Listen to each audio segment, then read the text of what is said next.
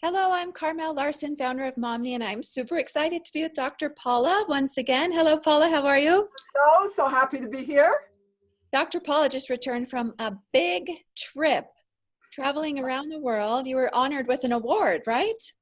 It was so wonderful. So I went to Singapore, Malaysia, Vietnam, and I received an award for 50 of the women who are doing humanitarian work in the Asia Pacific region.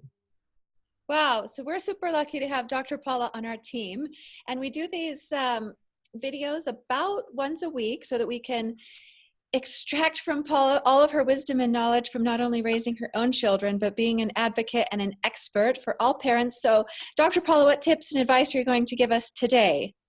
Well, let's talk about being there at the crossroads of your children's lives. So this is something that I learned when I was a young mother, and I was just, oh my goodness, I remember I read over 200 parenting books. I just needed to know how to do it right, and there were so many different conversations around parenting in different books, and people even disagreeing about disciplining methods, and so then after I had read so many books and had so many children and on my parenting journey, I decided that I wanted to write my own book. So I've written 4 parenting books, but what I love is this advice that I received from a woman who had 12 children. Her name is Darl Hool, and I was 25 years old, and I'll never forget receiving this information. I wrote it down, and then I thought about it, and I've thought about it through the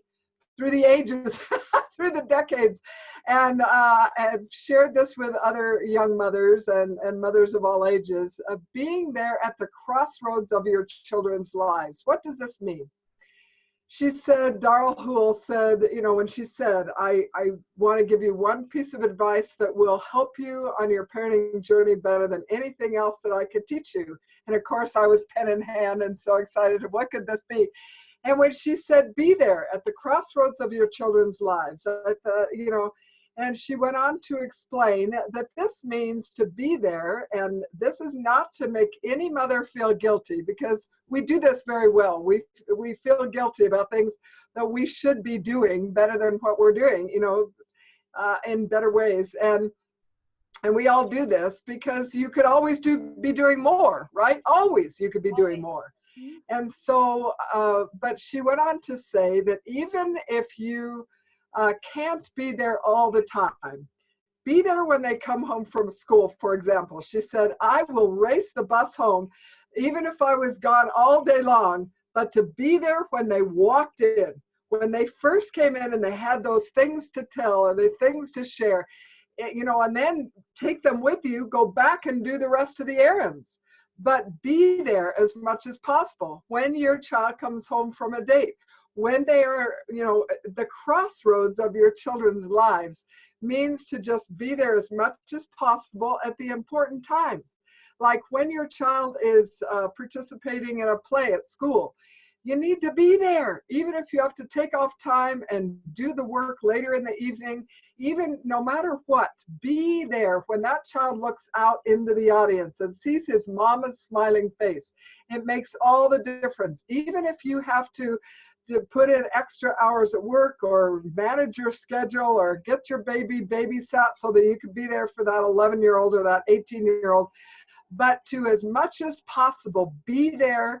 And every time that is like the crossroads of a child's life, when they leave for school, as much as possible, when they come home, be there. And you can actually do a lot during the times that you're not with them.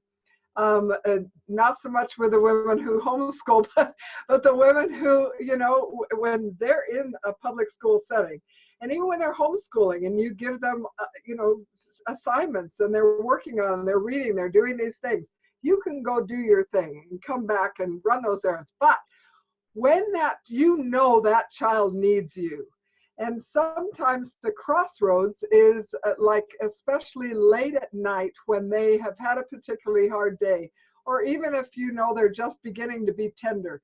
So many times you can prevent your child spiraling down into this little dark place for them by catching them right when you feel that they're starting to when they're off their groove, and you know what I mean. If you're sensitive to your children, then you know when they are starting to be just a little off, and when they're starting to be just a little sad. And this is not to make anybody feel guilty again, I want to repeat that, but you need to be sensitive to your children. You need to be there. You need to be praying in my world and asking, what can I do to help each one of my children in the way they need it the most? And to be so sensitive to even their little moods, because preventing depression is something that's our responsibility as mothers, that we can actually help these children when they very first start to feel sad, and help them. And of course they're going to feel sad, they're going to feel angry. We want to allow them to have those emotions. That's a whole nother video.